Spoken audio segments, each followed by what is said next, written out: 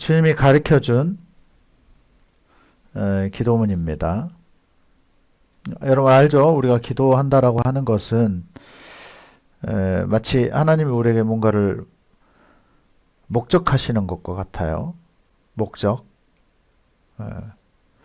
우리에게 뭔가 기도 제목을 주십니까? 뭐 이제 또 2022년에 기도 제목을 주시겠죠.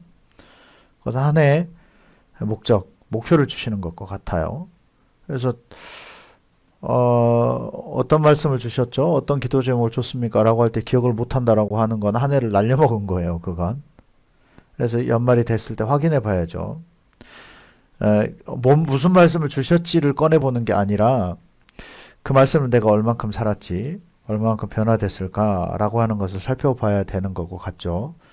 그래서 제자들이 예수님께 우리에게도 요한처럼 기도하는 법을 알려주십시오 라고 했을 때 예수님이 알려주신 이것은 너무너무나도 우리 신앙에 있어서는 핵심적인 부분이라는 거죠. 자, 예수님이 그렇게 말씀하십니다. 첫 번째 기도는 무엇을 해야 되는가? 그러므로 너희는 이렇게 기도하라. 하늘에 계신 우리 아버지여. 자, 9절 하늘에 계신 여기부터 같이 다시 한번 읽도록 하겠습니다. 읽습니다. 하늘에 계신 우리 아버지여 이름이 거룩히 여김을 받으시오며 네, 하늘에 계신 우리 아버지여 이름이 거룩히 여김을 받으시오며. 저희 두 가지를 볼 수 있죠. 아버지다. 하나님은 우리 아버지다. 그런데 하늘에 계시다. 그래서 다른 말로 하면 이질감이 있는가 하면 또 굉장히 어떤 가까운 곳에 대한 표현이 두 가지가 같이 들어가 있는 것을 보게 돼요. 하나님께서 하늘에 계시다. 이것을 우리에게 고백하게 하고 그것을 우리의 어떤 신앙의 고백으로 갖게 하시는 것에는 우리 아버지시지만 하늘에 계시다. 다른 말로 하나님은 다른 차원에 계시다는 것을 보여주고 계시는 거죠. 다른 차원에 계신 분. 이건 무슨 소리냐? 차원이 같아져야 그 아버지라고 하는 것이 우리에게 통용이 된다는 거죠. 적용이 되는 거예요. 분명히 아버지시긴 한데 왜냐? 우리를 만드셨으니까. 세상 모든 이의 아버지시죠. 우리 영을 만드셨고 육을 만드신 분이죠. 그런데 그분은 하늘에 계시다라는 것이 우리와는 다른 점이라는 거죠. 뭐 기러기 아빠가 아니시고 그분은 차원이 다른 곳에 계시다. 진짜 진정한 우리 아빠가 되려고 하면, 우리 아버지가 되려고 하면 우리 차원이 어떻게 돼야 돼요? 그렇죠? 하늘의 차원이 되어져야 되는 거죠. 그분이 이 땅의 차원으로 오신 분이 예수 그리스도십니다. 근데 그분은 징검다리신 거예요. 브릿지와 같다, 다리와 같으신 분인 거죠. 하늘로 연결하시는 분인 거죠. 그분은. 그래서 다시 예수님도 하늘로 다시 올라가신 거예요. 우리 그리스도인들은 그래서 차원을 다른 삶을 살아야 돼요. 네. 그때 진짜 그분이 우리의 아버지가 되시고 아버지로서의 효력이 발휘가 되는 거죠. 네. 다른 말로 하면 우리가 참 진짜 하나님의 자녀로서 사는 삶을 살게 된다는 겁니다. 아멘. 이것이 우리의 정체성이에요. 정체성을 먼저 지금 알려주고 계시는 거죠. 야, 너희는 하나님이 너의 아버지야. 근데 그분은 우리와 수준이 똑같은 분이 아니시고 육적 차원에 계시는 분이 아니고 하늘에 계시는 분, 영의 차원에 계시는 분. 너의 목적은 하늘의 초점에 맞춰져야 된다는 거죠. 하늘 아버지께 초점이 맞춰져야 된다는 거죠. 그럴 때 누구의 차원도 달라진다? 우리의 차원이 시프트업이 되는 거죠. 그러면 하나님의 하늘의 적용을 우리가 받게 되고 또 우리가 하나님의 자녀가 되어지는 것에 관한 정체성을 지금 알려주고 있다는 거죠.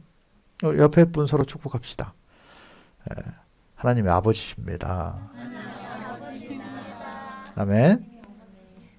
또 그 다음은 우리의 목적을 알려주시는 거예요. 우리의 정체성 다음에는 목표를 알려주시는데 또한 그것은 하나님의 목적이고 목표이기도 하다는 거죠. 하늘에 계신 우리 아버지여 이름이 거룩히 여김을 받으시오며. 자, 이 역할을 누가 해야 될까요? 자녀가 해야 될 역할인 거죠.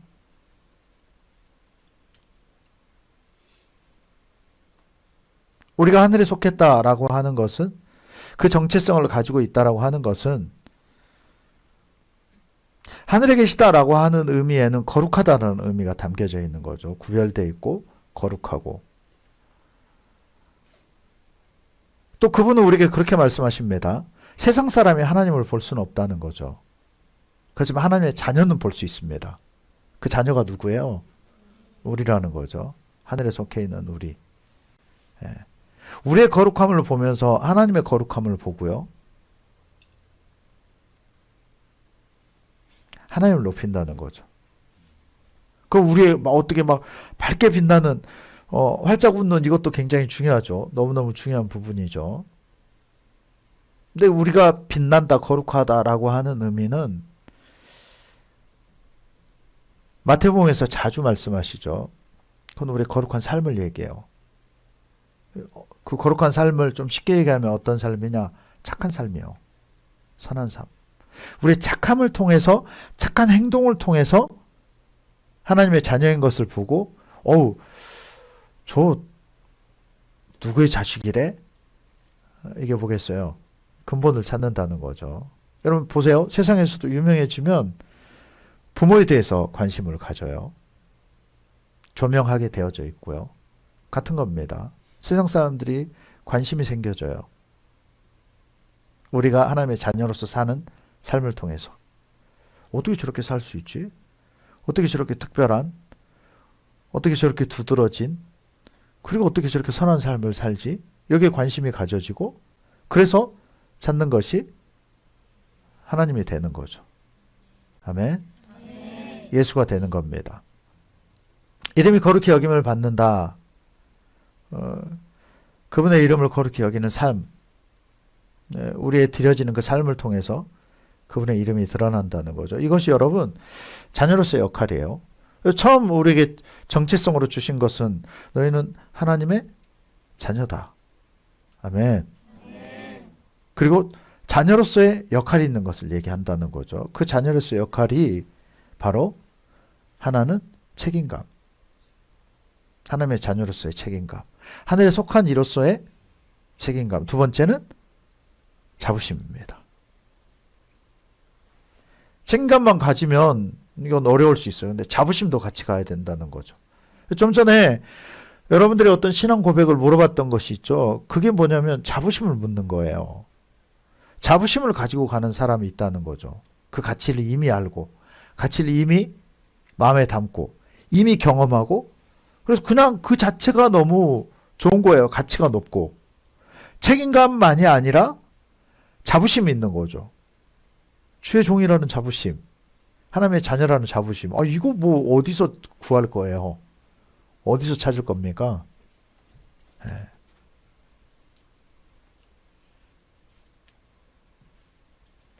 이런 사람은 그래서 감사가 넘치는 거죠. 너희는 이렇게 기도하라. 하늘에 계신 우리 아버지여 이름이 거룩히 여김을 받으시오며. 자, 10절을 같이 고백하도록 합시다. 10절 고백합니다. 나라가 임하시오며 뜻이 하늘에서 이루어진 것 같이 땅에서도 이루어지이다. 아멘. 나라가 임하시오며. 자, 이 의미에는요. 나라가 임하시오며 이 뜻에는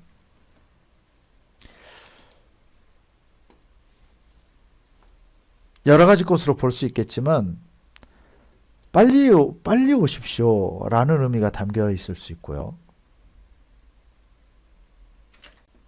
속히 임하십시오. 빨리 좀 오십시오, 주님. 내 안에 좀 빨리 좀 이루어 주십시오 라는 어떤 갈망일 수도 있겠고요. 또 일반적으로 생각하듯이 이 땅 가운데 임하십시오. 이 땅 가운데. 무엇이요? 천국이, 하나님의 나라가. 다시 얘기하지만 어떤 그 하나님의 나라가 임한다라고 하는 건 그 황금의 그 성이 이곳에 쭉 내려오느냐 이건 아니라는 거죠. 그렇다라고 한다면 어떤 그 가치를 얘기하는 거고요. 그런 삶들, 어떤 그런 색깔들, 속성들, 그래서 어떤 감사하는 것들, 기쁨의 것들. 여러분 어떤 신앙생활을 하고 있나요? 질질질 끌려가고 있나요? 아니면 감사가 되고 있나요? 어떻습니까? 그래서 우리한테 이 기도가 자연스러워야 돼요. 주님의 나라가 임하시오며. 주님 빨리 좀 오시죠. 빨리 보고 싶어요. 주님, 이 땅이, 그래서 우리는 이 땅에서 눈물을 흘려야 돼요. 이 땅이 하나님의 나라와 같이 천국과 같은 곳이 되어질 수 있도록.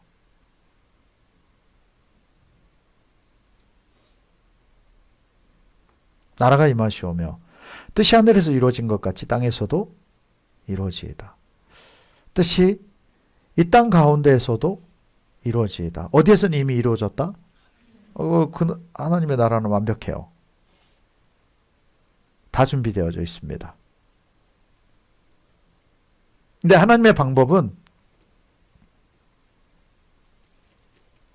하나님의 나라를 확장시키기 원해요.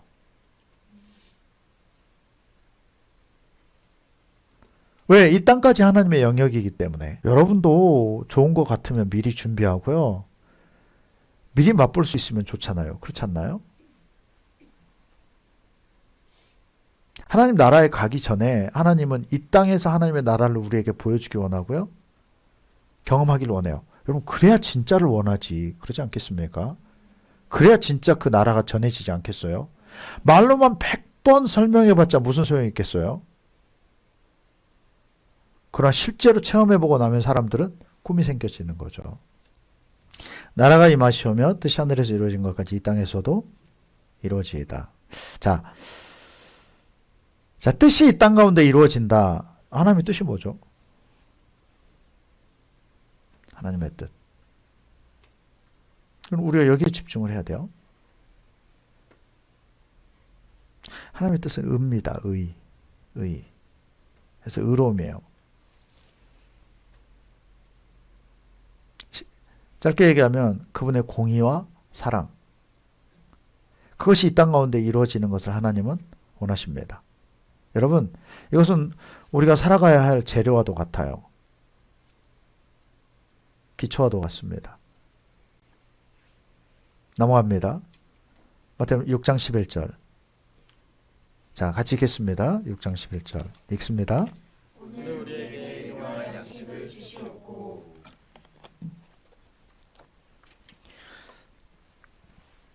오늘 우리에게 일용할 양식을 주시옵고. 여러분, 그 하나님의 의도성이 보이죠? 오늘이라는 단어는 굉장히 하나님의 의도성이 다분합니다. 오늘 우리에게 일용할 양식을 주시옵고. 그런데 우리는 여러분, 내일 것도 주시고 모레 한 달 것도 주시고 몇 년치를 주시고 우리는 여기에 자꾸 초점을 둔다는 거죠. 하나님이 제어시키고 계시는 거예요. 오늘 필요한 양식을 구할 것을 말씀해요. 여러분, 육신의 양식은 예표와도 같아요. 무엇과도 같다고요? 예표. 예. 무엇의 예표일까요? 영의 것에 대한 예표예요. 여러분, 우리가 음식을 배불리 먹을 때, 와, 배부르다. 그제서야 감사가 되죠. 그 다음 퍼져요. 근데 그럴 것이 아니고, 먹을 걸 먹으면서, 아, 영의 양식도 참 중요하구나. 이걸 깨달아야 된다는 거죠. 육의 양식을 먹으면서, 아, 내가 영의 양식도 먹어야 하는구나. 오늘에 필요한 은혜가 있다는 거죠. 어제 은혜로 오늘 살면 된다, 안 된다? 안 돼요. 오늘도 또한 무엇을 구해야 된다? 은혜를 구해야 돼요. 영의 양식. 그래서 육의 것은 영의 것을 생각나게 하는 어떤 매개체라는 거죠. 자, 여기에서의 하나님의 의도성. 왜 매일매일의 양식을 내일의 것을 구하지 않고 내일은 내일 가서 구하게 하셨을까?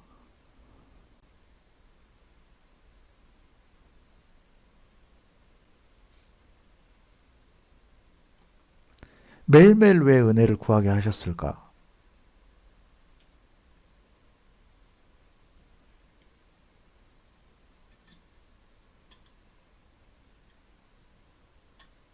의뢰예요. 의뢰. 매일매일 의지하고 의뢰하도록. 매일매일 주님의 손을 보고요. 주님을 바라보고 주님을 의뢰하기 원하시는 거죠. 관계성을 말씀하시는 거예요. 그리고 최소한의 것을 구하게 하십니다. 근데 여러분 감사할 것은 구하게 하신다는 거죠. 하나님 우리가 일용할 양식을 얻는 것을 원하신다는 거예요. 아멘. 아멘. 여러분 매일매일 구한다라고 하면 야, 참 번거롭네. 그리고 아니 왜 이렇게 복잡하게 해놓으셨어? 왜 이렇게 저분 답답하실까? 근데 여러분 지혜가 있는 사람은 이걸 할 줄 알 겁니다. 매일매일 똑같은 것을 구할 필요는 있다 없다? 없다는 거죠. 매일매일 똑같은 것을 먹을 필요는 없는 겁니다.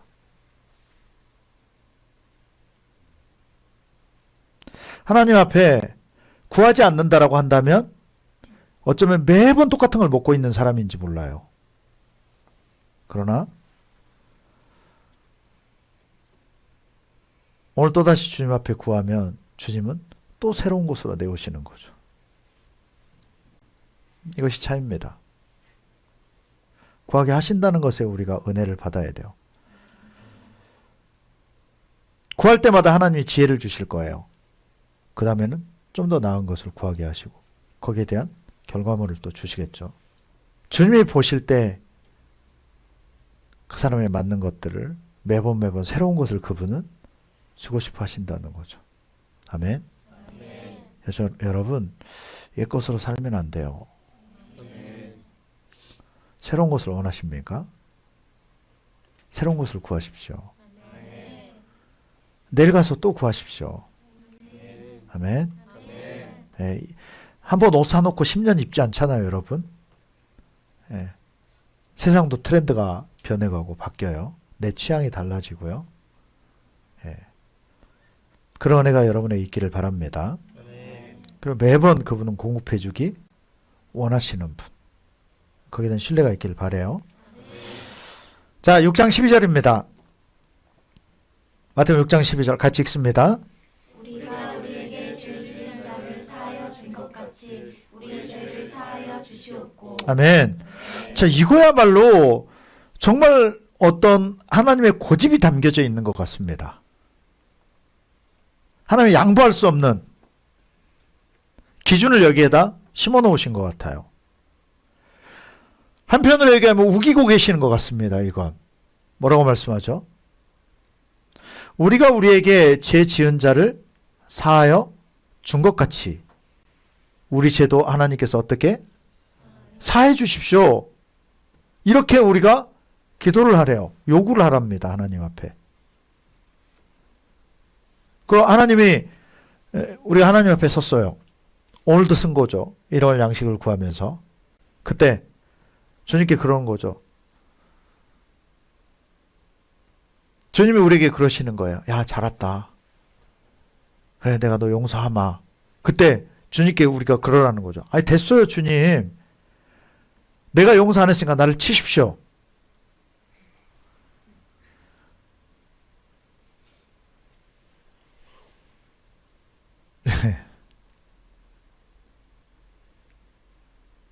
우리가 주님 앞에 섰을 때 주님, 내가 용서하지 못한 삶을 살았습니다.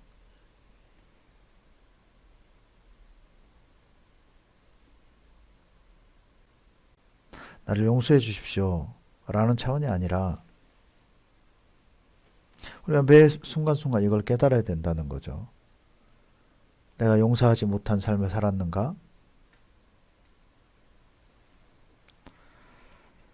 그것은 주님이 나를 용서하지 못한 것에 대한 증거라는 거죠.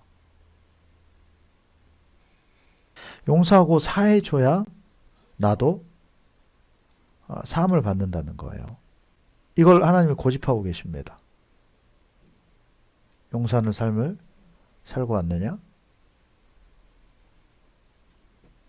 내가 용서하지 않으면 하나님도 나를 안 받아주시는 것을 우리가 인정해야 된다는 거죠.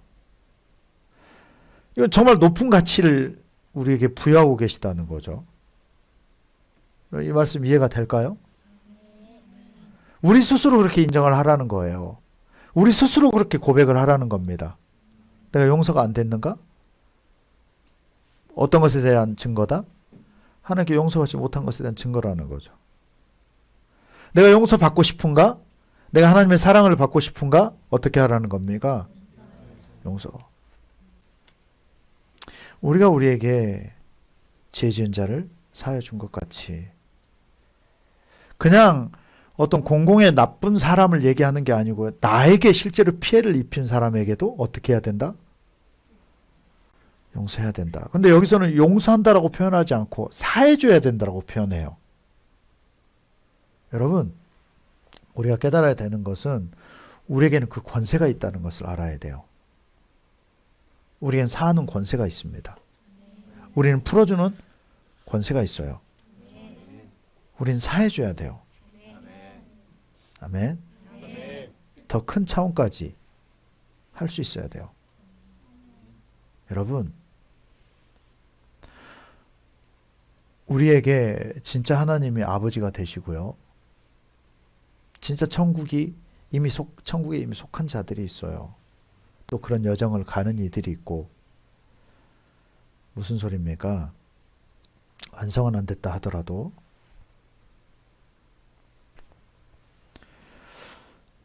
우리는 하나님 앞에 놀라운 걸 받은 이들이에요. 그렇지 않나요? 놀라운 것을 받았어요. 생명뿐만 아니라 놀라운 것들을 받았어요. 그걸 성경은 1만 달란트 빚졌다라고 하죠. 여러분, 그걸 우린 예수님께 갚아야 돼요. 그게 뭐냐? 불쌍하고 어려운 또 다른 지체들을 돌보고 그들에게 은혜를 베푸는 삶을 살아야 된다는 거죠. 사해줘야 돼요. 사해줘야 된다는 의미가 뭐냐? 사해주는 차원은 뭐냐면 그 마음까지 다 돌이켜주는 거예요. 마음까지 가볍게 만들어주는 거죠. 그 책임감까지 없애준다는 거죠. 사해준다라고 하는 것은 하나님의 자녀로서의 권세고요. 왜? 나한테 더 충분하니까. 내가 실제건 오해를 했건 나를 미워하는 사람이 있는 것 같다. 나에게 잘못한 사람이 있다. 나에게 죄를 지은 사람이 있는 것 같다. 여러분, 용서하시길 바랍니다. 용서뿐만 아니라 성경은 무엇까지 해라? 사랑해라. 사랑해라. 사해져야 사랑이 찾아오는 겁니다. 주의 자녀로서요. 이것이 여러분 주의 자녀와 교회에 주신 권세죠. 여러분, 용서하고요. 사해줘야 나도 사함을 받는 겁니다. 아멘.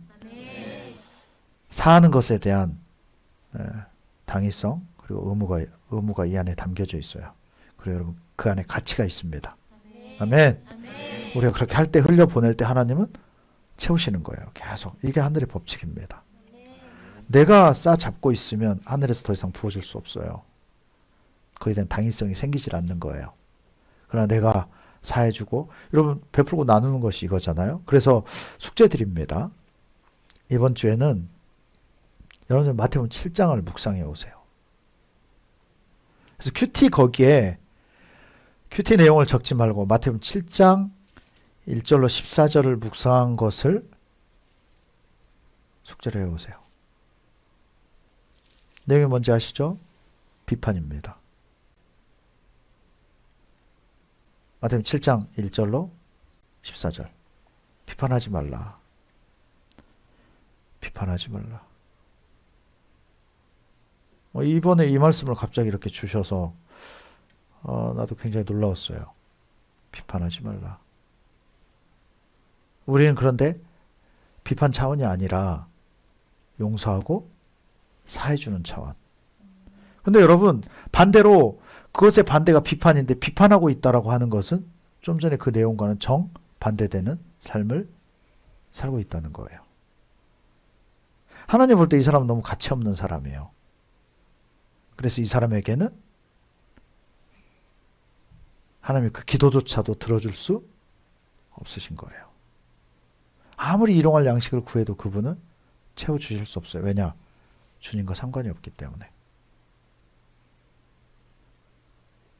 영적이지 않다는 거죠. 하나님의 자녀가 아니라는 거죠. 그래서 개와 돼지로 비유하고 계신 거예요. 무슨 소리입니까? 정결하지 못한 것, 하나님께 속하지 않은 것이라는 거죠.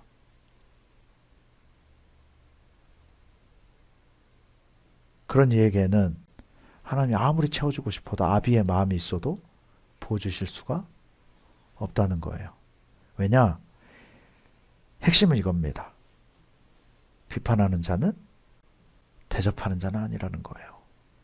여기서 핵심은 대접이에요. 대접. 대접을 하는가? 하지 않는가? 그것이 율법이고 선지자의 핵심. 그것이 율법이고 하나님의 가르침의 핵심. 이 성경의 내용은 성경을 안 들고 설교를 하고 있네요. 성경의 내용은 간단해요. 대접해라 이 얘기예요. 대접해라. 나눠라. 용서할 뿐만 아니고 사해라. 나누고 베풀어라. 대접해라. 섬겨라. 그냥 성경의 핵심은 그거예요. 그게 사랑이다라는 거죠. 그런데 그것의 반대는? 반대면서 너무나도 보편적인 게 뭐냐? 비판이라는 거예요. 아멘. 이거 너무 쉽게 범하는 우라는 거죠. 그런데 주님께서 지금 알려주실 때는 너희가 너무 쉽게 범하는 그 비판. 근데 보통 생각에서 나오는 거잖아요. 그 비판이 하나님과의 관계를 깬다는 거죠. 그리고 하나님과 단절이 되니까 당연히 하나님께 무엇을 구해도 되어지지 않는다는 거예요. 우리가 용서할 때, 우리가 사할 때 우리도 사함을 받는 겁니다. 다른 말로 우리가 베풀 때 하나님도 우리에게 베풀어 주신다는 거예요. 내가 마음에 들지 않지만 사랑해 줄 때 하나님도 우리를 사랑해 주시는 거예요. 이게 하나님을 억지로 우겨 싸서 지금 알려주고 계시는 겁니다. 야, 너희가 용서하지 않으면, 너희가 사하지 않으면 너도 사함 받지 못한다라고 기도해라. 그렇게 완전히 여기고 그렇게 정의해라. 근데 그것의 반대의 삶이 뭐다? 비판이에요. 너무나도 쉽게 범하는 거죠. 판단하고 판단에서부터 출발된 것이 비판으로 가버려요. 핵심은 그 12절 말씀이죠. 그러면 누구든지 남에게 대접을 받고자 하는 대로 너희도 남을 대접하라. 이것이 율법이요 선지자니라.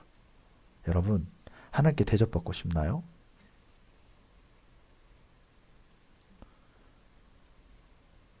하나님의 사람을 대접하고요.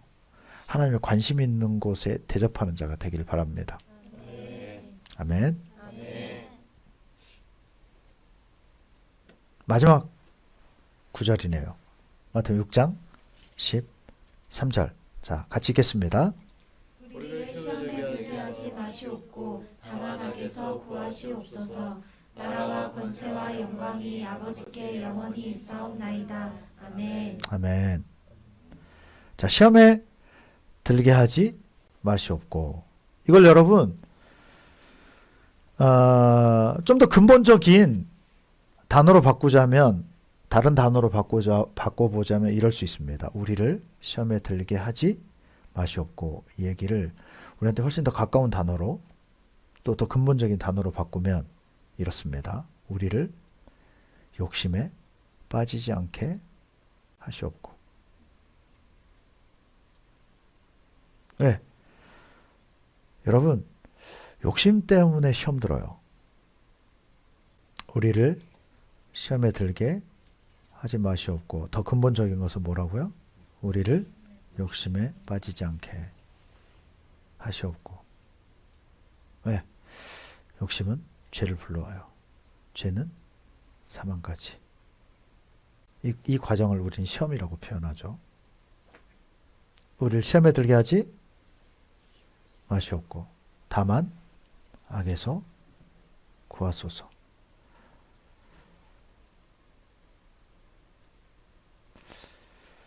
시험에 지금 마지막 구절이잖아요. 시험에 들지 않는 차원 정도는 너무 미약해요. 그건 너무너무 아슬아슬한 줄타기와 같아요. 시험 정도 안 드는 거 가지고 나는 이제 시험은 안 드네 해서 떳떳할 필요가, 자부심을 가질 필요가 있다 없다? 없어요. 예수님 그걸 말씀해요. 야, 시험에 들지 말라고만 기도하지 말고 그건 기본이고 그건 항상 신경 써야 될 것이고, 그러니까 욕심에 대해서는 항상 신경을 써야 될 것이고 욕심에 대해서 항상 내려놔야 되고, 다만 이거 뭐냐, 그것뿐만 아니라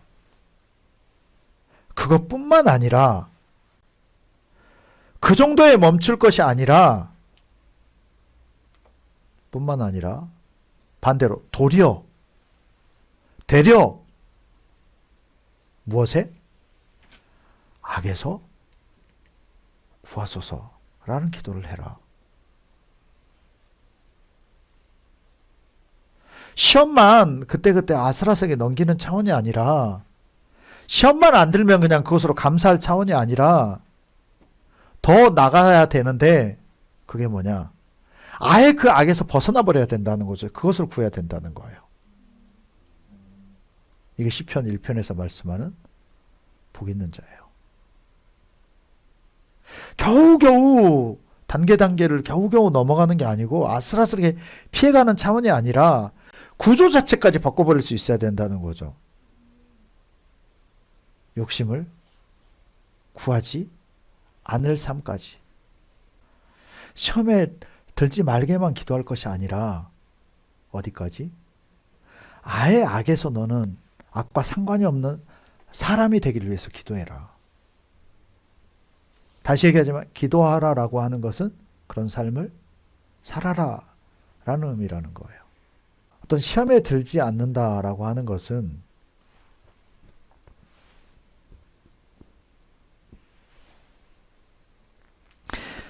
선을 지키려고 하는 정도의 차원입니다. 미워하지 않으려고 하는 정도의 차원이에요. 이해돼요? 이것을 확실하게 넘어서는 방법이 있는데 그게 뭐냐? 다른 말로 하면 악에서 떠나게 하는 방법이 뭐냐? 사탄에게 버림받는 방법이 뭐냐? 누구한테 버림받는 방법이요? 그 단계까지 가야 돼요. 그 방법이 뭐냐? 사탄과 체질이 완전 달라야 되겠죠. 보세요. 선을 지키려는 차원이 아니라 되려 내 것까지 더 밀어줘 버리는 거예요.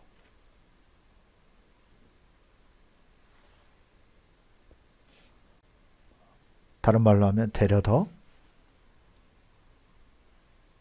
사랑까지 나눠주는 겁니다. 사랑까지 해버리는 거예요.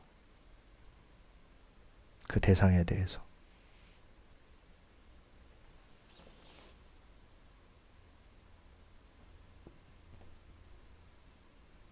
그것을 성경에서는 따라서 합시다. 뭐라고 얘기할 것 같아요? 오늘 쭉 말씀 들은 것 중에 그 단어를 여러분 찾아보세요. 뭐라고 할 것 같아요? 영빈아, 뭐라고 할 것 같아?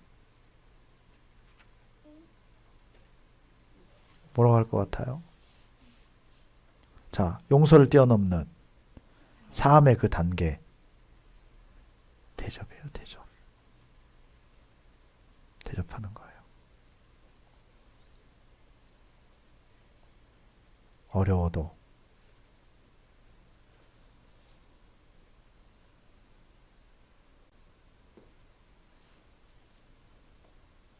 가장 확실한 방법은, 확실한 비결은 용서로 씨름하는 단계가 아니라 어떻게 해라? 대접하는, 나누는, 섬기는, 내 것까지 되려 더 주는 삶. 여러분, 그것이 하나님 나라의 가치예요. 하나님 나라의 사상입니다. 그것을 성경에서는 은혜다라고 표현해요. 우리가 여러분 천국에 갈 가치가 다 있는 사람들이 아닙니다. 우리는. 우리 모두는 다 똑같아요. 하나님은 그런 우리에게 예수님을 보내주신 거예요. 우리에게 원하시는 건 마음입니다. 이게 기초적인 거죠. 근데 여기에 예수님이 함께 하시는 거예요. 주님을 향한 마음이 있는 자와 예수님이 함께 하십니다. 그럼 수준이 예수님의 수준이 되는 거예요. 그래서 우리가 하나님 앞에 설 천국에 들어갈 당위성을 얻는 거예요. 거기에서. 여러분 이게 은혜의 과정이라고요. 여러분들이 은혜를 설명해 드린 겁니다. 아멘. 조각목은 있어야 돼요. 그리고 거기 위에 은혜로 덮는 겁니다. 금이 됐든 은이 됐든 철이 됐건. 아멘. 이 과정이 은혜의 과정이에요. 근데 이게 되려고 하면 예수님이 우리를 싸매 주듯이 우리가 다른 사람을 싸매 줄 수 있어야 돼요. 비판하는 삶이 아니라. 아멘. 현실을 비관하는 것이 아니라 되려 더 가서 품어주고 되려 필요한 사람에게 더 베푸는 거죠. 여러분이 좋아하는 것을 더 나누는 거죠. 아멘.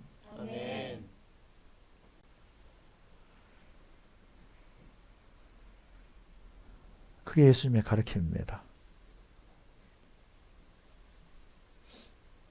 여러분 이렇게 예수님이 가르쳐 주신 대로 이 지침대로 살아갈 때 그게 하나님께 속한 자고 하나님의 자녀고요. 하나님의 아들.